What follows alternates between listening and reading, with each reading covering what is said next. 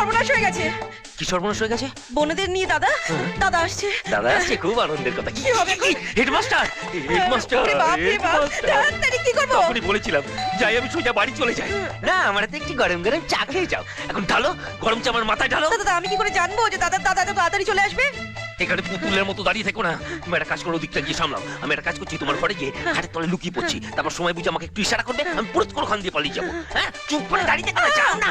Headmaster, কোথায় যাই, কোথায় যাই? এখানে না, দুধ স্যালাডটা তো বন্ধ। এদিকে কোথায় যাই? যাই যাই যাই যাই যাই। এইটাই ভালো। আরে হ্যাঁ? তোর নাকি খুব পেটে ব্যথা হয়েছিল? হ্যাঁ, তাই কলেজ যাইনি। তা এখন কেমন আছিস? এখন ঠিক আছে, পেটে ব্যথাটা তো কিছু নেই, সব ভালো হয়ে গেছে।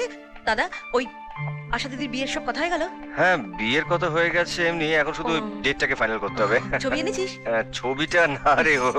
জানিস মেজদি, দাদা বলছিল হবু জামাইবাবুকে নাকি দারুণ সুন্দর দেখতে।